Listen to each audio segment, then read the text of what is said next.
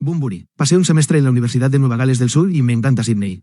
Estuve allí hace muchos años, y entonces, nuevamente, esto es realmente un honor, y lo que me gustaría hacer en los próximos 45 minutos aproximadamente y luego tener una discusión es hablar sobre, ya saben, una especie de descripción general de la mala praxis médica.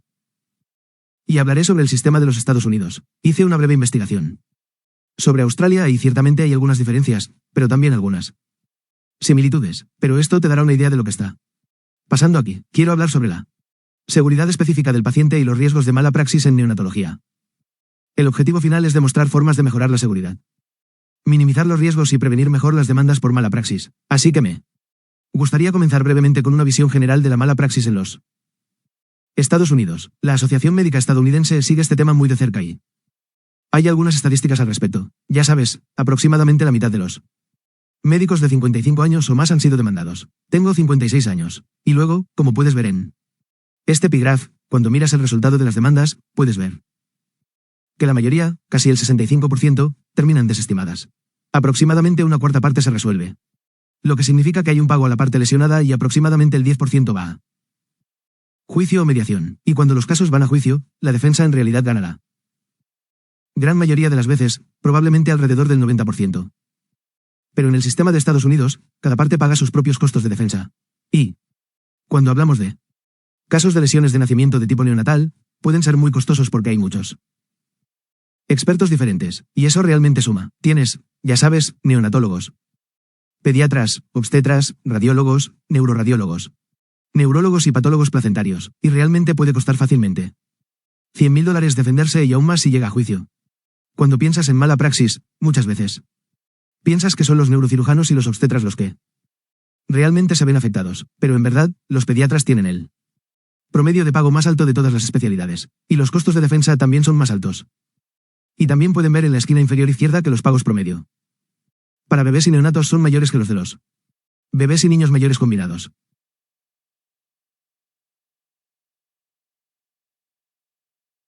Y finalmente, este gráfico analiza las reclamaciones en función de la gravedad con respecto a la mala praxis pediátrica, y realmente hay dos puntos importantes aquí. Y el primero es bastante obvio y como se podría esperar, una lesión emocional solamente va a ser mucho más barata que una lesión permanente, ya sabes, una lesión permanente importante, o una lesión permanente significativa, o ya sabes, la muerte en realidad es un poco menos costosa porque los costos son menos costosos. Pero si también miras la línea amarilla, ves que cuanto más grave sea la lesión, la línea amarilla es el porcentaje de tiempo que tienes que pagar para que el caso desaparezca, ya sea a través de un acuerdo o, ya sabes, una pérdida en el juicio. Y puedes ver que cuanto más grave es la lesión, mayor es el tiempo que tienes que pagar para que desaparezca. Y por eso sé que, ya sabe, he arrojado muchas estadísticas y los casos reales generalmente tienen más impacto. Y entonces me gustaría mostrarles el caso de 2019 en Baltimore, Maryland, donde un jurado otorgó $229 millones para un bebé prematuro de 25 semanas que tuvo un mal pronóstico neurológico. Y esta fue en ese momento la mayor indemnización por mala praxis médica en la historia de Estados Unidos. Y entonces surge la pregunta, ¿por qué son tan difíciles de defender los casos de mala praxis infantil? Y la ya sabes la respuesta.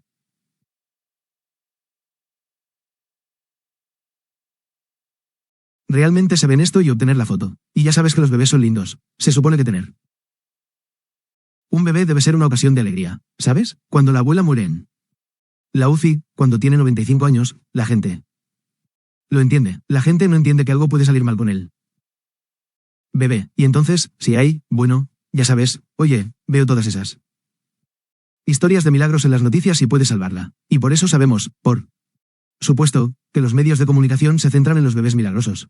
A menudo el final no es tan feliz. Y, ya sabes, aquí hay un ejemplo de 2006, hace casi 20 años, pero había un bebé de 21 semanas y 6 días, y esto fue FIB, así que fue una datación perfecta.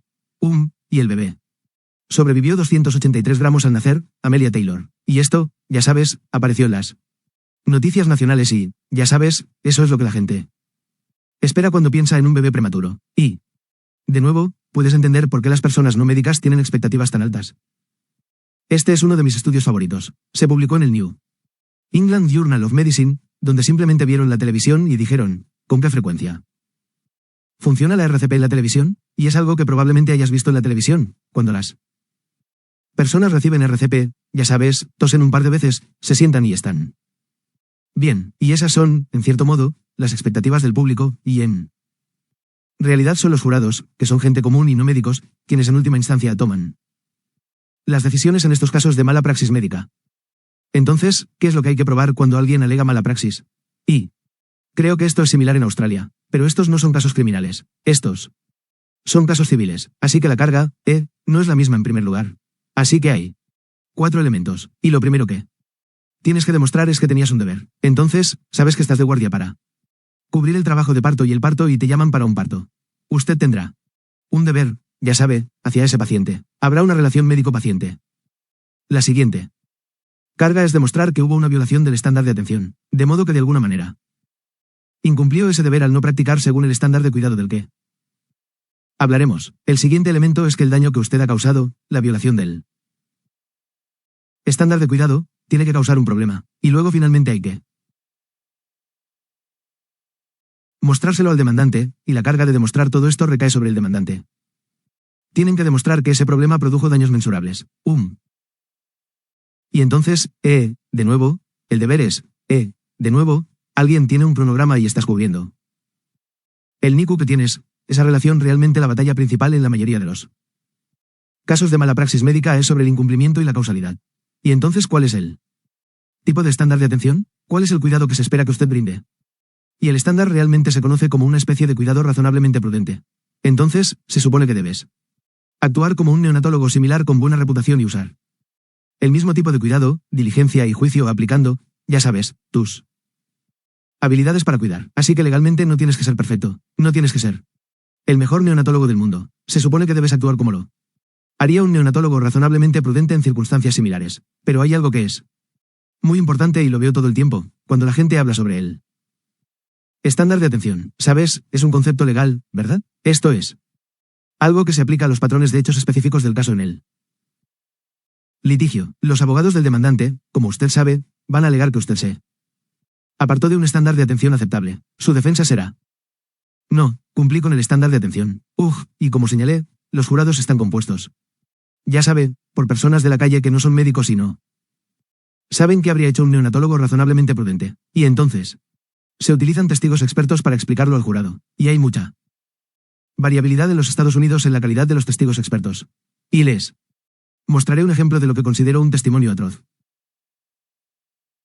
Así que esto fue de un caso que involucró un desprendimiento durante el parto y el bebé perdió mucha sangre, y el experto en neonatología dijo, bueno, una vez que se dieron cuenta de que el bebé había perdido sangre, entonces inmediatamente le habrían hecho una bololisalina y habrían obtenido sangre del banco de sangre, y normalmente, en un hospital como este, puedes correr al banco de sangre, firmar el recibo de la sangre, regresar y tenerla disponible para donar en 5 minutos. Y sabes, de nuevo, he trabajado en varios hospitales diferentes, y no conozco un solo hospital donde pueda correr al banco de balas, sacarle sangre y regresar en 5 minutos, pero un jurado no necesariamente sabe lo poco realista. ¿Qué es eso? Entonces, esta es una especie de descripción general de la mala praxis médica y estoy feliz de hablar más sobre ello, pero ahora me gustaría pasar a hablar sobre la seguridad del paciente más específica y los riesgos de mala praxis con respecto a la neonatología. Signo de apertura de interrogación.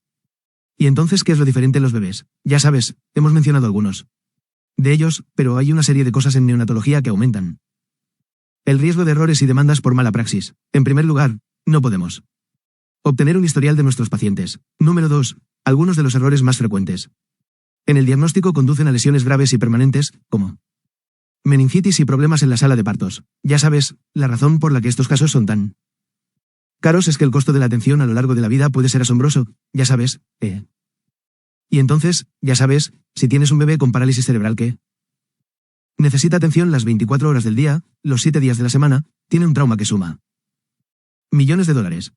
Como hablamos antes, estos bebés, puedes tener una enorme simpatía por estos bebés, ¿verdad? Ellos nunca han tenido ningún error en ningún sentido, forma o manera.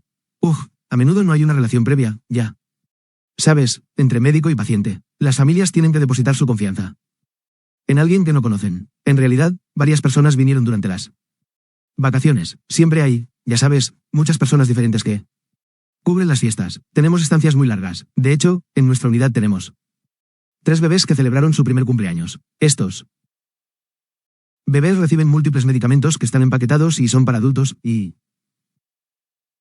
las dosis son individualizadas para cada paciente y la dosis para cada paciente cambia a medida que cambia su peso. Y luego finalmente hay un largo plazo de prescripción. El plazo de prescripción es el tiempo en el que usted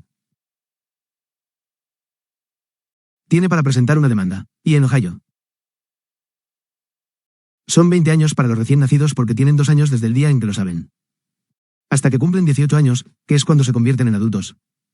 Y entonces, ya sabes, sé que también es más largo para los menores en Australia, aunque no sé exactamente cuánto tiempo. Entonces, ya saben, cualquiera que haya cuidado bebés, ya saben, en la última semana, imagínense ser demandado en 2035 por esa atención. O alternativamente, a medida que envejezco, ya sabes, pienso en la atención que proporcioné en 2005. Mañana podrían entregarme un sobre diciendo que me están demandando por la atención que brindo en 2005, y esta es una de las muchas razones por las que la documentación adecuada es tan importante, porque no vas a recordar lo que hiciste dentro de varios años para un caso y, por lo tanto, el registro médico se convierte en la principal fuente de información que se proporciona años después, y la documentación es muy importante. ¿Quieres documentarlo allí? Ya sabes. En el mundo médico legal se dice que si algo no está documentado, no se hace. ¿Y sabes que eso?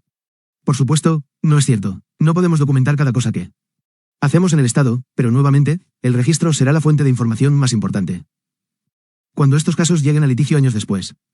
Y por eso es importante. Entonces, usted desea documentar la atención que brindó. Quiere documentar conversaciones, pero no quieres usar un gráfico como campo de batalla. Ya sabes, les dije a esos cirujanos que tenían que operarme y no me escucharon. Y son idiotas. Ya sabes. Pero quieres documentar también, especialmente para los aprendices y cosas así. Quieres documentar el uso de la cadena de mando y cuando sabes que contacteiste a tu superior, cosas así. Así que ahora vamos a dedicar un tiempo a hablar de un caso real. Todos los casos que estoy proporcionando son reales y no están hechos para, ya sabes, señalar con el dedo o, ya sabes, juzgar. Realmente se hacen porque, como usted sabe, el concepto principal de la seguridad del paciente es aprender de los errores de otros para no dañar a otros pacientes. Pero estas son algunas de las cosas que veo comúnmente en las demandas y, como usted sabe, actualmente la reanimación siempre es importante. Siempre debemos prestar atención a lo que sucede en la sala de partos. Necesitamos trabajar en las habilidades de trabajo en equipo. Necesitamos mantenernos actualizados. El programa de reanimación neonatal que guía la atención en los Estados Unidos sale cada 5 años. De hecho, este mes se ha añadido una nueva novedad, y tenemos hasta junio para implementar esos cambios. La intubación, por ejemplo, es uno de los procedimientos más gratificantes en medicina, pero también es un momento de mucho riesgo. Veamos ahora un caso. Así que tenemos un embarazo a término sin complicaciones, algunas molestias en el monitor, un grueso meconium y una terapeuta que estuvo presente en el parto. El bebé nació azul y flácido y el RT no lo intubó ni le administró oxígeno durante 6 minutos y desafortunadamente le hizo una intubación esofágica que no fue detectada ahí. El niño terminó con parálisis cerebral cuadriplégica. Demandaron tanto a la enfermera de parto como al terapeuta respiratorio y llegaron a un acuerdo por $7,5 millones unos días antes del juicio. Y por supuesto, con la llegada de los detectores de CO2.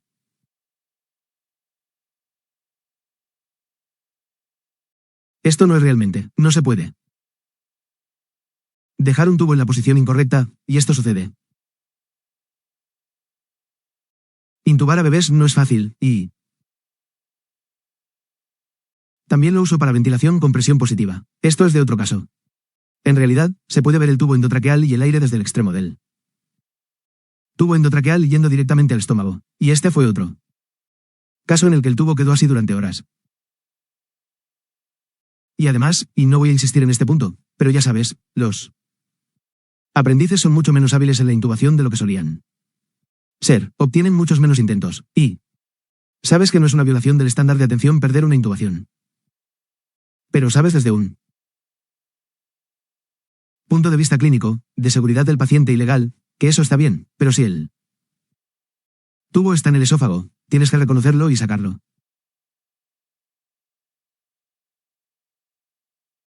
Illinois es otra zona de alto riesgo legal. Este fue un caso realmente trágico. De un bebé llamado Cara que nació en 2014. A las 38 semanas de gestación, un bebé grande amamantado y con una configuración AO.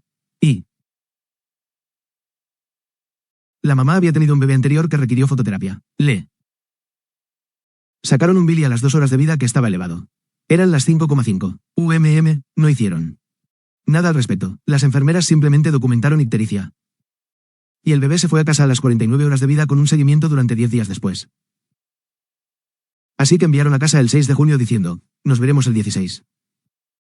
La familia no fue informada sobre la ictericia, pero notaron que 3 días después del alta, Cara no estaba letárgica. Ella no pudo engancharse. Ella tenía un grito estridente. Ella estaba cada vez más amarilla, y llamaron a la clínica y dijeron que verían a Cara el viernes 13, lo cual no me lo estoy inventando. Este no es un día muy afortunado en los Estados Unidos. 2 días después ella tenía un llanto agudo y arqueado. Mamá llamó a la clínica y dejó un mensaje y una enfermera le devolvió la llamada y le dijo, bueno, llamaré a la clínica por la mañana. Y al día siguiente, la mamá llama a la clínica y finalmente la atienden, le extraen sangre y le envían a casa. Y luego Billy regresa y está severamente elevado a 33,4 y luego llevan a Cara al hospital y ya es demasiado tarde. Ella desarrolla críticas. Y aquí se puede ver, en el nomograma de Butani, que a las 2 horas de vida, era un Billy elevado. Pero no sé. Hizo nada después de eso hasta las 194 horas de vida, cuando tenía 33 y estaba fuera de este gráfico. Y Bután tiene, ya sabes, aquí es cuando vemos, Chronicus, no es raro que haya una gran brecha entre el Billy Rubin anterior al, ya sabes, Billy catastróficamente alto en los años 30 y 40. Y así, este fue un veredicto de 46,5 millones. De nuevo, la enfermedad crónica es una condición muy, ya sabes, horrible y permanente. Requiere cuidados las 24 horas, tratamiento médico intenso de por vida. Y nuevamente, los números son muy altos, sorprendentemente altos, pero el costo de cuidar a alguien de por vida también es muy alto. Y entonces, ya sabes, ya sabes. Cuando miramos estos casos y decimos, ¿qué podemos aprender de este caso? Signo de apertura de interrogación. ¿Cómo podemos evitar que esto suceda? Francamente, se trata de una serie de fallos educativos o, como bien sabes, de una atención básicamente incompetente. Un área en la que veo un número cada vez mayor de casos es la sepsis. Hace unos años, hubo un premio del jurado después de que un bebé naciera a término. Se veía muy bien nacido 9 y luego en él. Día de vida 2 desarrolló taquicardia y apnea intermitente y episodios bradicardia. Finalmente se le diagnosticó sepsis por E. coli y meningitis. Desarrolló parálisis cerebral y retrasos. La demanda alegó una demora en el diagnóstico. Y esto fue una indemnización del jurado de $27 millones y la sepsis es una de esas cosas. En mí, ya sabes, en las pocas décadas que llevo, realmente ha cambiado. Radicalmente ya sabes, en cómo todos practicamos, ¿verdad? Ya sabes, cuando estaba entrenando, si sabes, a casi todos los bebés en la UCIN se les administraban antibióticos, y eso no era lo correcto y nuestro enfoque ha cambiado, eso es algo bueno. Pero ahora es mucho más complicado determinar a quién empezar a tratar con antibióticos. Y entonces la Academia Americana de Pediatría tiene informes clínicos. Sepsis de aparición temprana por encima de las 35 semanas, menos de 35 semanas. Muchos en los Estados Unidos están usando lo que se llama la calculadora de sepsis Kaiser, donde colocamos los factores de riesgo y le permite saber qué hacer, y tiene en cuenta factores como la edad gestacional, la temperatura materna más alta, la ruptura de membranas, etc. Así que ahora es mucho más complicado.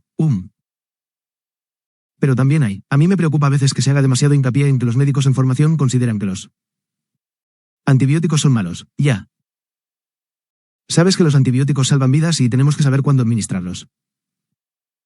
Y no cuándo hacerlo. Ya sabes, la calculadora Kaiser es muy específica sobre, ya sabes que, si tienes esta frecuencia cardíaca durante tanto tiempo. Cumples con esta categoría y entonces tengo residentes y compañeros que me dicen que le dé una oportunidad al bebé y que suspenda los antibióticos cuando cumpla con los criterios de la calculadora y les digo que la calculadora era la posibilidad. Ya sabes, esa es la. Entonces solo necesitamos educar y usar los antibióticos apropiadamente porque todavía salvan vidas. El enfriamiento para la anfilopatía hipóxica y isquémica es otra área importante. Ya sabes, dados los criterios para enfriar. Y el alto riesgo de malos resultados en el desarrollo neurológico a largo plazo. Recuerde que los bebés que se enfrían aún tienen entre un 30 y un 40% de riesgo de tener un problema a largo plazo. Entonces supongo que todo bebé que se enfría tendrá en algún momento sus registros revisados por un abogado. Ya. Sabes, siempre hay casos trágicos. Ya sabes, el embarazo ha ido genial durante 40 semanas, el parto a veces ha ido genial, y de repente sucede algo catastrófico. Y ahora estás hablando con una familia sobre daño cerebral. Ahora. Antes del enfriamiento, el enfoque de la mala praxis en estas áreas estaba solo en los obesos. Pero, con el enfriamiento, ahora hay una razón para traer a los neonatólogos que pueden ser demandados. Porque no aplicaron enfriamiento cuando estaba indicado. No documentó apropiadamente para demostrar que un bebé no necesitaba ser enfriado o enfrió al bebé pero no lo enfrió dentro de las 6 horas de edad. Y entonces, volviendo a una de las preguntas interesantes, fue cuando el enfriamiento se convirtió en el estándar de atención. El primer ensayo se publicó en 2005. Pero, por supuesto, los neonatólogos tardan un tiempo en adoptar cosas. En los Estados Unidos, la edición 2011 del NRP fue la primera en recomendar realmente la hipotermia terapéutica. Y entonces ya sabes. Ese tipo de para mí es, ya sabes, lo último que no te puede pasar desapercibido. Lo importante de lo que dice NRP es que no todos los lugares tienen que tener bebés frescos.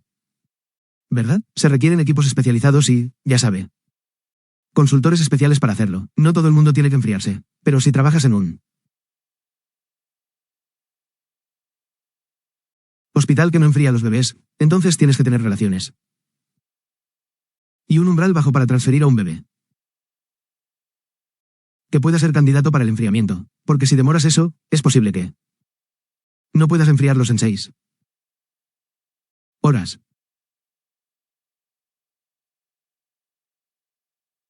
Y luego el bebé prematuro tardío. Este es, ya sabes, el conocido Frank, que es un enfermero practicante de gran necesidad en Vermont y parte de, ya sabes, una gran parte de la red Oxford de Vermont, llama a los bebés prematuros tardíos los grandes impostores.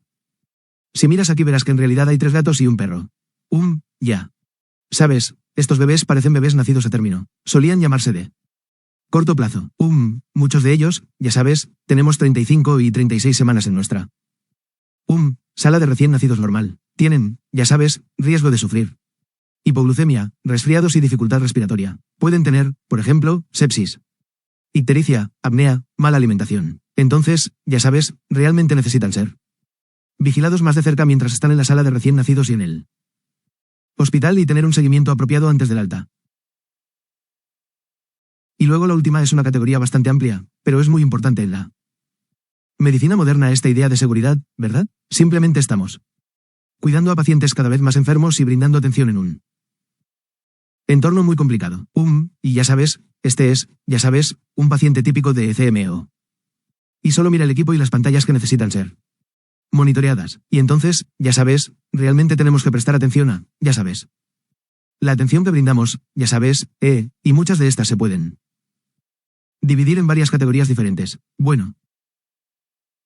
Entonces veremos un par de ejemplos. En marzo de 2001 nació un bebé en Seattle. Al principio parecía tener buena salud. La acusación es que la enfermera no supervisó adecuadamente al bebé y luego fue a verlo. El bebé no respiraba. Entonces ella llamó y emitió un código. La ayuda tardó mucho en llegar y luego el paciente fue intubado y parecía estar bien. Y luego el terapeuta respiratorio agarró el tubo del respirador equivocado que no tenía válvula de escape. Y entonces, si usted miró el sitio web del abogado, dijeron que el bebé luego se INFL o con acento agudo como un globo mientras desarrollaba neumonía por tensión bilateral. Y básicamente lo arrestaron. El paciente acabó sufriendo parálisis cerebral y daño cerebral transitorio severo. El acuerdo se fijó en 7,8 millones, pero la razón por la que planteo este caso Casi un cuarto de siglo después fue la respuesta. Entonces, el periódico de la ciudad. El Seattle Times presentó una demanda para que se hiciera público el expediente y dijo que los documentos presentados en el tribunal no identifican explícitamente al terapeuta restante en el caso. Y, como ninguna de las partes quiso hablar sobre la demanda, no podemos averiguar quién es este responsable, y esto me parece muy preocupante. Así, no es como se crea lo que se conoce como una cultura de seguridad, que es tan importante en medicina, pero especialmente en neonatología. Y entonces, ya sabes, decir, ya. Sabes, que esta era una especie de respuesta tradicional, ¿verdad? Bueno, ese error fue ese RESP.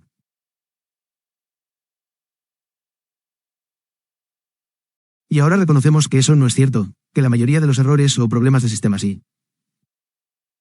Culpar a una persona rara vez resolverán el problema. Ya sabes, pero el monitoreo y manejo de pacientes es otra área. Ya sabes, lo hacemos, somos humanos, cometemos errores, siempre debemos estar alerta. Hubo otro caso de un bebé a término llevado a la UCIN, que tenía una leve oxidación o angustia. Se dieron la vuelta rápidamente y fueron enviados de regreso a la guardería normal 9 minutos después. Luego se volvieron apnícos. Le dijeron a un asistente que llevara al bebé de regreso a la UCIN, pero él entendió mal y dejó al bebé en la sala de recién nacidos normal y el bebé terminó con una lesión cerebral hipóxica y murió. Esa demanda se resolvió por $1,1 millones. Y sabes, de nuevo, si miras ese caso. ¿Qué es? Ya sabes, son muchas cosas diferentes. Y, como sabéis, los bebés que llegan a la UCIN necesitan ser estabilizados y controlados adecuadamente. Nosotros también, ya sabes, yo siempre veo, ya sabes, cuando decido llevar a un bebé desde, ya sabes, la sala de partos a la UCIN, tomo una decisión. No me importa lo que digan los demás, ya sabes, si se burlan de mí, ya sabes, si el bebé se ve bien cuando llego a la UCIN, ya sabes, algunas personas te mirarán como diciendo, ¿por qué está este bebé aquí? Pero a veces los aprendices más jóvenes se sienten intimidados. Y, nuevamente, esa no es la cultura que quieres crear. El manejo del paciente es muy importante. Son solo, ya sabes, esto fue solo un error tonto, ya sabes, donde una enfermera estaba cortando la banda de identificación de un bebé que estaba siendo dado de alta y terminó cortando la punta de su dedo meñique. Y eso en realidad fue a juicio con un veredicto de $125. Y este fue un caso trágico. Era un bebé prematuro de 27 años que nació en un hospital comunitario que no estaba equipado para cuidar a bebés de 27 años. Las enfermeras sabían que los bebés necesitaban mantenerse calientes, así que calentaron algunas bolsas de solución salina en el microondas y colocaron al bebé sobre ellas, y como resultado, el bebé sufrió quemaduras graves. Y eso representó con acento agudo un acuerdo de $9 millones. También hablamos de los errores de medicación como una fuente importante de riesgo legal al cuidar a los bebés. Hemos discutido algunos de los factores, pero siempre lo menciono porque algunas de las mayores tragedias en la historia de la neonatología han estado realmente relacionadas con los errores de medicación. Un caso ocurrió en 2006 en Indianápolis, donde un técnico de farmacia llenó los botiquines con la heparina equivocada, que era 1000 veces más fuerte de lo normal, y 5 enfermeras diferentes no revisaron la etiqueta, simplemente fueron al botiquín y se los dieron a sus bebés, y fue una verdadera tragedia. Murieron 3 bebés, 3 tenían lesiones. Ya sabes, puedes ver las diferentes botellas, los viales ahí en el fondo, y puedes ver que realmente se ven bastante similares para un cambio tan grande en la dosis. Una es de 10.000 unidades UG por ml, el otro era de 10 unidades por ml. Pero el hospital no lo hizo, ya sabe, para su crédito, el hospital, ya sabe. Fue muy directo y honesto. Y realmente dijo, vamos a investigar esto e intentaremos averiguar qué sucedió y trataremos de evitar que esto le suceda a otros y vamos a cuidar de estas familias y pagar los funerales y ofrecer una compensación y trataremos de ayudar. Ya. ¿Sabes? Obviamente los padres comprensiblemente todavía estaban enojados, ¿verdad?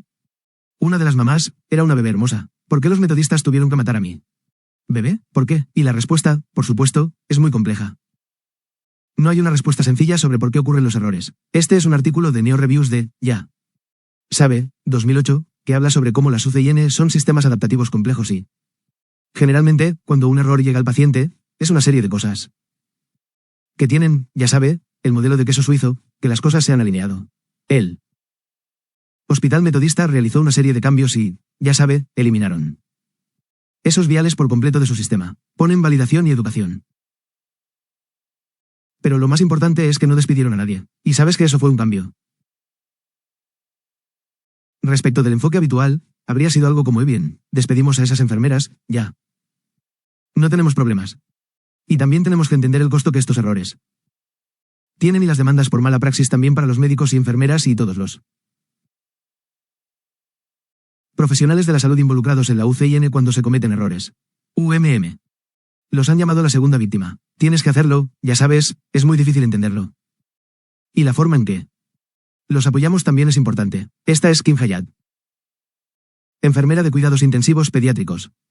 Ella estuvo involucrada en un error de 10 veces con un paciente y fue escoltada fuera del hospital por seguridad, despedida, reportada a la Junta de Enfermería y se suicidó 7 meses después. Y, de nuevo. La forma en que apoyamos a todos es muy importante porque, ya sabes, de nuevo, el sistema es la forma en que mejoramos la seguridad y, volviendo a la tragedia que ocurrió en Indianápolis. No se podía imaginar que 2 meses después se produjera exactamente el mismo error. Excepto que esta vez le ocurrió al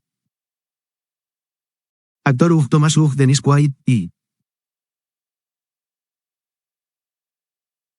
él tenía gemelos, Thomas y Zoe, y tuvieron exactamente el mismo error en California. Y ahora esta era una celebridad, una estrella de cine. Estuvo en la portada de la revista People. Él abogó y ahora Baxter Healthcare en realidad cambió el empaque, de modo que ahora se puede ver que hay una enorme diferencia entre las 10.000 unidades por ml y las 10 unidades por ml.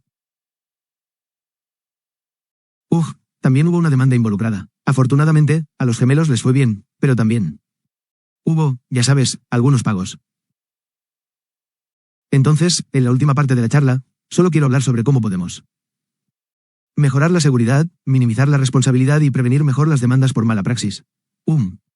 Me gustaría que pudiéramos tener un cartel. Eso no funciona, pero hay cosas que podemos hacer. Hemos hablado de algunos de ellos, y los repasaremos, ya.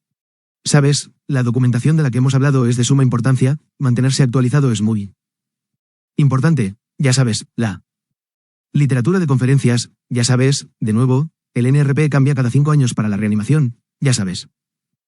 Piensa en que en el pasado no teníamos detectores de CO2 esenciales, así que era un estándar diferente, ahora lo hacemos, el uso de esteroides, ya sabes, en neonatos sube y baja, ya sabes. Mantenerse actualizado es muy importante, siempre tengo que mencionar la privacidad y la confidencialidad, ya sabes, la privacidad y la confidencialidad no son nuevas, ya. Sabes, se remontan antes del juramento hipocrático, pero Internet y los mensajes de texto, ya sabes, los mensajes de texto y Facebook y todo eso, tienen un impacto tan importante que le han costado el trabajo a mucha gente. Sabes, tengo uno, ya. Sabes, en mi mano. Esto ha costado el trabajo a muchas personas. Siempre están, ya sabes, en las noticias en Estados Unidos, ya sabes. Médicos que se comportan mal, enfermeras que se comportan mal, publicando cosas inapropiadas. Ya sabes, esto fue de un grupo de chat de un residente de obstetricia que se hizo público, simplemente. Siempre hay que tener mucho cuidado. Puedes perder tu trabajo. El consentimiento informado es muy importante. Es mucho más que una firma en un formulario. Realmente es necesario hablar con las familias y comunicarse con ellas sobre lo que se está haciendo. ¿Por qué se está haciendo? ¿Cuáles son los beneficios? ¿Cuáles son los riesgos? ¿Cuáles son las alternativas? ¿Qué sucede si dicen que no a cualquier tratamiento? Ya sabes. Ese es el concepto de rechazo informado. Y si volvemos atrás, esta es un área crucial. Si volvemos a ese veredicto de $240 millones que presenté antes, en realidad fue revertido. Porque el Tribunal de Apelaciones dijo que la madre tenía el consentimiento informado apropiado. Le recomendaron una cesárea y ella se negó. Y así, los $240 millones se convirtieron en cero debido a la buena documentación del consentimiento informado. Por eso la comunicación con las familias es muy importante. Y también la comunicación dentro del equipo de salud. ¿Sabes qué? Esto fue una tragedia. Esta era una paciente llamada Mackenzie Bryant que recibió un trasplante de corazón cuando era un bebé y ella, ya sabe, a los 4 años tenía la nariz algo tapada y a su madre le dijeron que si alguna vez se enfermaba, debía llamar al cardiólogo, y entonces ella llamó y habló con el hombre. El tipo dijo, dejaré llamar a mi médico de cabecera. El asistente dijo, asegúrese de que no le administre Afrin, que es un aerosol nasal, y el residente escuchó mal y dijo, oh, deberías entregar a Afrin. Y luego la arrestaron y le quedaron daños cerebrales permanentes. Y entonces, tal como se ve en la aviación, la idea de una política de repetición, ya sabes, una política de repetición, no le dé a Afrin, dijiste que le dieras a Afrin, no. Habría evitado, ya. ¿Sabes, este error? Entonces, realmente es importante, ya sabes, la comunicación. Y finalmente, y sé que he hablado mucho de eso, esta idea de cultura, ya sabes, la idea de una cultura de seguridad donde, ya sabes, está. Es una de mis diapositivas favoritas, ¿verdad? Tienes al jefe y ya sabes, cualquier otra objeción. Entonces, si no tiene una cultura en su UCIN donde las personas puedan sentirse libres de acercarse a usted y decir, oye, creo que esto es una preocupación, ya sabe, muchas veces antes de que un error llegue a un paciente, ha habido lo que se llama cuasi accidentes, y si puede detectar un cuasi accidente y solucionar ese problema, entonces sabe que es un tipo de cultura de seguridad mucho mejor, ya sabe, la mejor manera de evitar, ya sabe, demandas por malaria, de alguna manera es intentar, ya sabe, evitar que el error ocurra en primer lugar. Pero quiero enfatizar que, ya saben, la cultura de seguridad es importante. Pero la responsabilidad todavía existe. Siempre recuerdo cuando estaba en formación y había un residente de cirugía que se negaba a lavarse las manos para entrar a la UCIN. Quiero decir que fue realmente increíble. Y les prohibieron ver bebés en la UCIN porque no querían hacerlo. Así que ya sabéis que la rendición de cuentas también es importante. Y luego, tengo otras cosas que miramos a otras industrias, como la aviación, y esta es ciertamente una de ellas. Por cómo crean culturas de seguridad, en Toyota tenían lo que se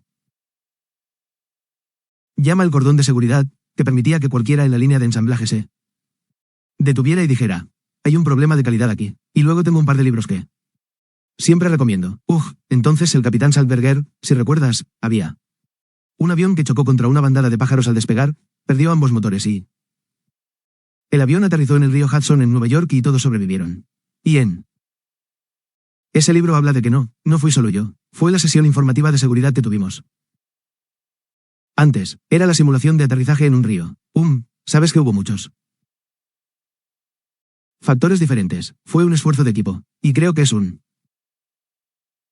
libro muy útil. Y luego Atul Gawande, que es cirujano y un escritor maravilloso en Harvard, tiene un libro muy breve llamado El Manifiesto de la Lista de Verificación, que creo que también es importante. Y finalmente, cuando ocurren errores, sabes que los pacientes quieren estar informados. Realmente es una especie de obligación ética, es una obligación legal en los Estados Unidos, y ahora hay muchos programas que toman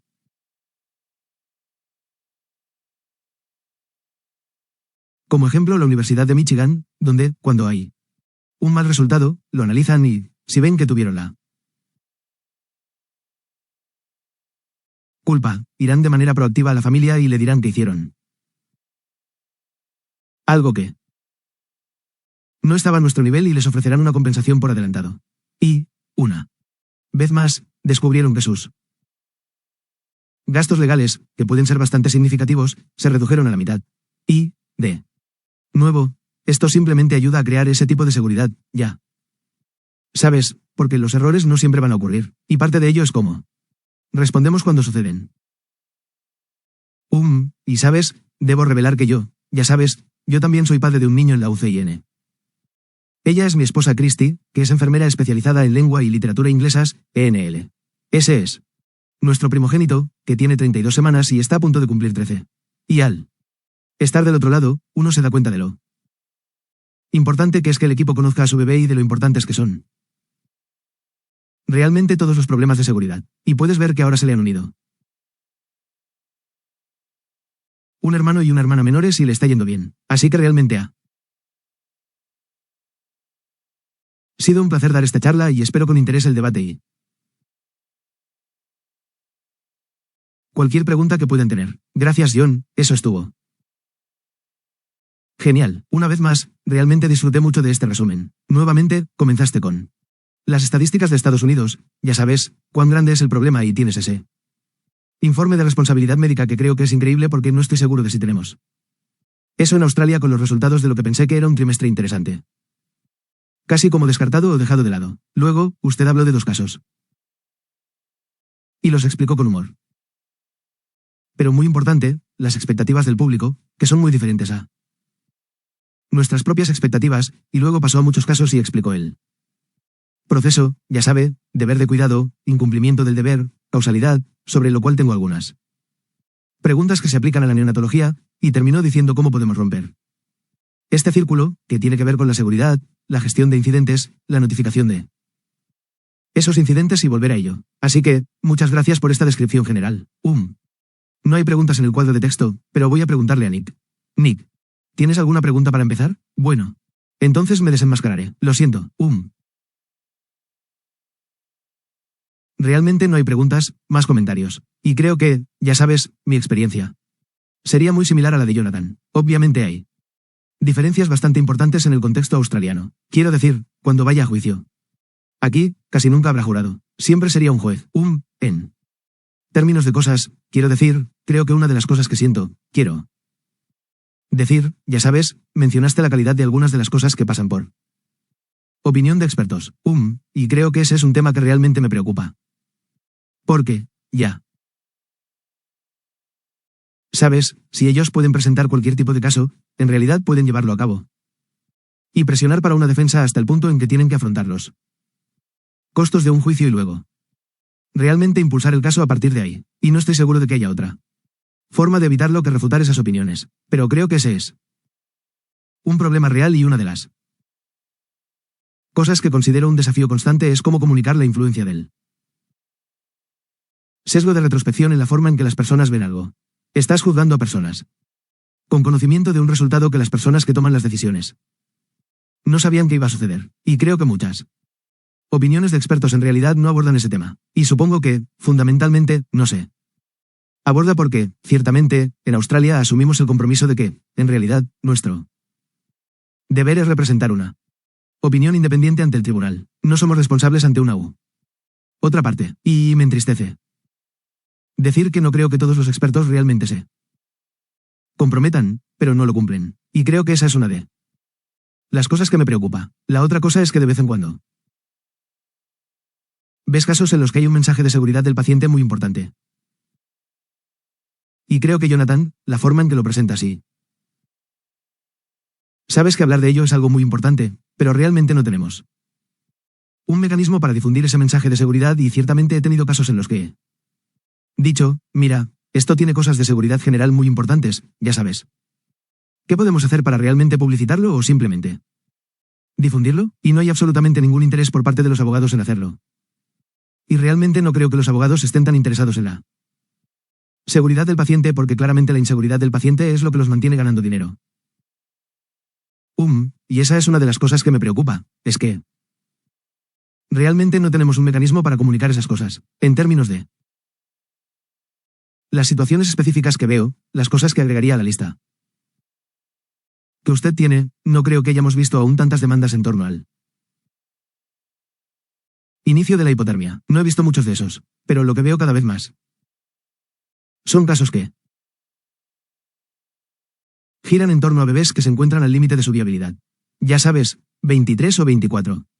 Débiles, que no pensarías que serían los que estarían más ahí, aunque supongo que son los que corren el mayor riesgo. Los accidentes de línea son otro problema que veo en bastante cantidad. Entonces, ocurren accidentes en las líneas arteriales, se pierden dedos, las líneas centrales terminan en el lugar equivocado, a veces con resultados absolutamente desastrosos. Y también hipoglucemia. La hipoglucemia es otra, ya sabes, realmente difícil. Es como si fuera un poco ictericia, en el sentido de que hay muchísima. Y la mayor parte termina bien, pero a veces termina desastrosamente. Entonces esas serían las cosas que yo agregaría y mis comentarios. Pero por lo demás creo que mi experiencia en realidad sería muy similar a lo que estás describiendo, ¿verdad? Y lo hago, ya sabes, es gracioso cuando escojo los temas candentes y trato de cambiarlos un poco, pero uno de los que absolutamente es que nunca vimos mala praxis en un 24 más débil hace 2 décadas y ahora es relativamente común y es, ya sabes, obviamente tienen mayor riesgo de malos resultados. Revisas miles de páginas de historiales médicos y siempre puedes encontrar niveles de azúcar demasiado altos o bajos, dióxido de carbono demasiado alto o bajo, y luego, como que señalas con el dedo, es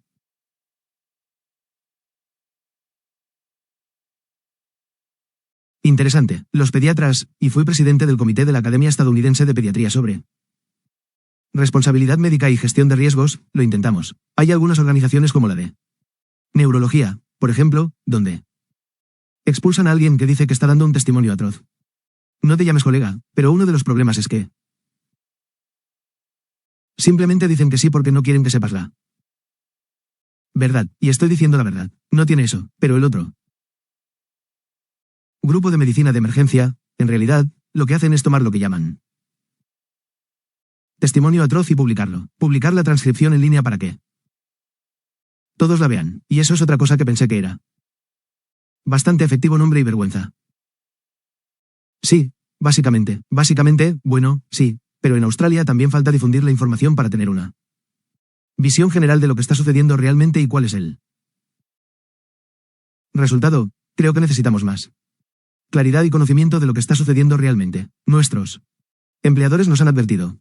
No entreguen todos los casos que crean que podrían ir a un abogado, simplemente destáquenlos, que es básicamente cada caso de HIE, y algunos otros casos, pero no estoy tan seguro porque no recibo la retroalimentación de lo que realmente sucede con ese caso. En cuanto a la seguridad, Elizabeth Chong tiene una pregunta al respecto. Elizabeth, ¿quieres activar tu micrófono y preguntar si eres capaz?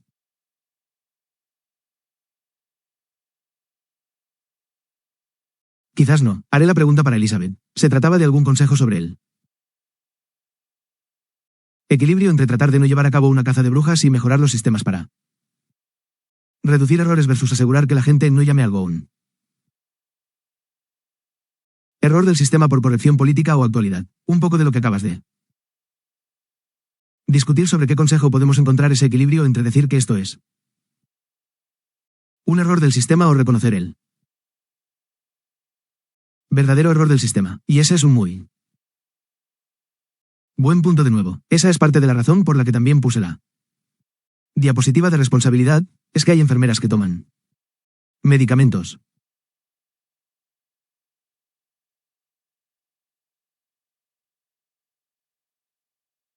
luego, como solución alternativa, reciben un error y dicen, bueno, pero creo que, al observar esto, creo que de alguna manera, y mi esposa fue enfermera Nikki antes, y veo lo que les pedimos a nuestras enfermeras que hagan, es casi como morir por 1000 cortes de papel, simplemente hacer esta tarea adicional en el registro médico.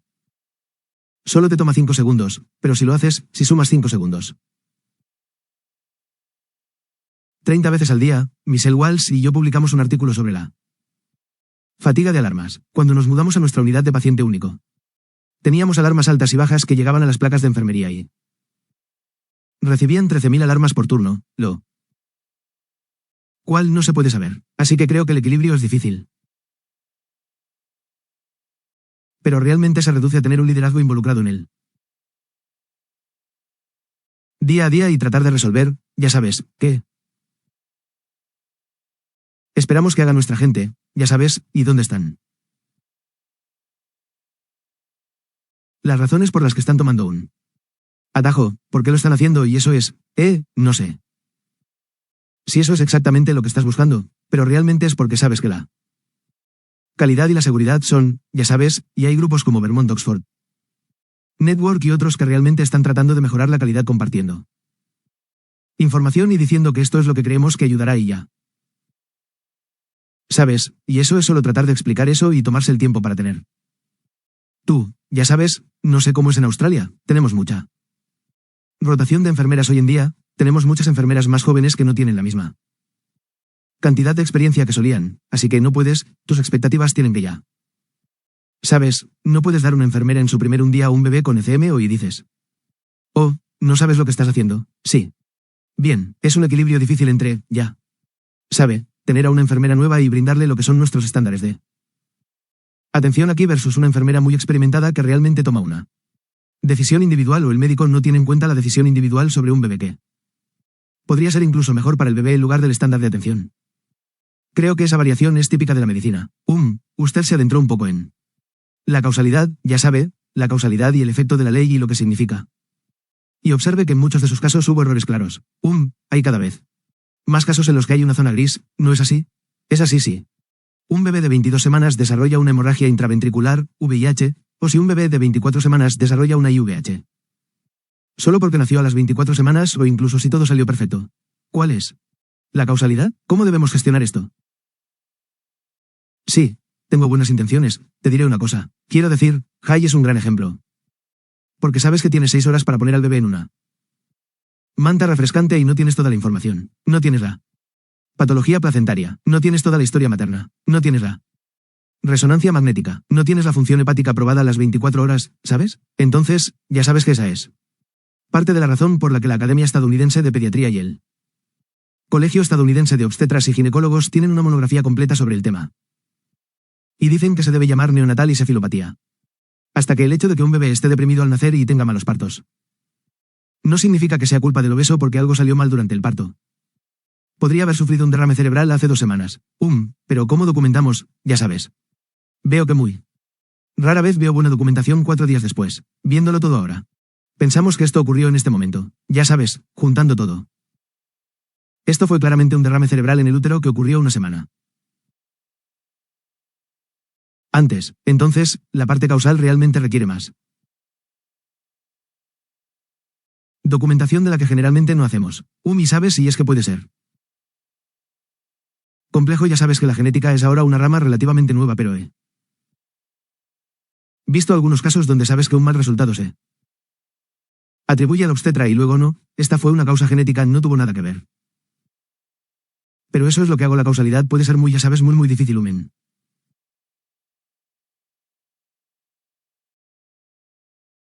Algunos de estos casos más complejos, pero ahí es donde intentas reunir toda la información que tienes, incluyendo de nuevo que sabes algunas de las cosas que podemos hacer, es decir, ya sabes, por favor envía esa placenta patología porque si se descarta se pierde para siempre y nunca. Y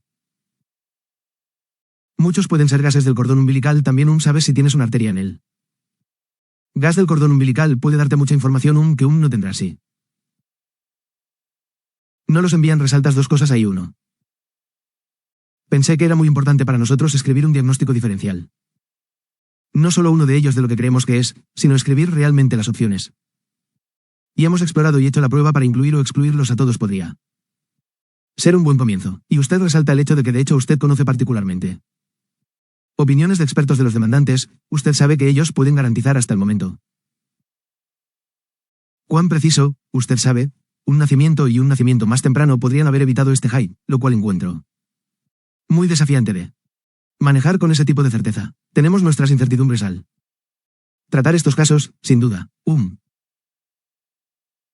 Y la última pregunta, y tenemos un poco más de tiempo. La última pregunta fue sobre el consentimiento informado. Me gusta mucho que hayas pasado del consentimiento informado al rechazo informado. ¿Podrías explicarme un poco más esto? Signo de apertura de interrogación.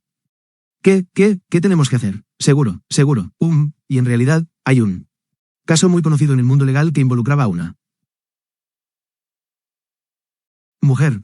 Creo que el caso se llama Tomás, e involucraba a una mujer joven de unos 30 años que iba a un médico de familia todos los años y él le recomendaba una prueba de Papa Nicolau y todos los años ella se negaba. Debería decir que no puedo pagarlo o que simplemente no lo quiero y por eso no lo consiguió y luego, desafortunadamente, desarrolló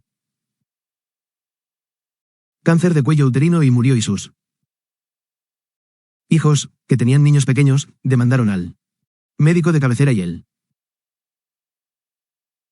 médico de cabecera perdió porque el tribunal dijo que cuando un paciente rechaza un tratamiento, tiene el deber de hablar con él sobre lo que eso significa. Y entonces el concepto de rechazo informado es lo que recomendamos para ese caso. Recomendamos una prueba de Papa Nicolau. No lo quiero. Bueno, ¿entiendes? Que la prueba de Papa Nicolau es para, ya sabes, detectar el cáncer y puede salvarte la vida. Así que ya sabes que veo eso a menudo. No sé, en Australia tenemos muchas familias que rechazan la vitamina K, por ejemplo. Y entonces ya sabes lo que. ¿Sabes el concepto de rechazo informado? Estará bien, entiendes que la vitamina K es para prevenir enfermedades hemorrágicas en el recién nacido y puede provocar sangrado en el cerebro. Ya sabes que ese es. El concepto de rechazo informado. No solo se ofrece vitamina K y se rechaza, es que la familia ya sabes que tomaron una decisión informada sobre lo que rechazaban. Está bien, gracias. No hay preguntas en el cuadro de chat. Pensé que fue una conversación maravillosa. Gracias también a Nick por tu contribución a estas cosas y gracias a John por esta presentación a altas horas de la noche. En realidad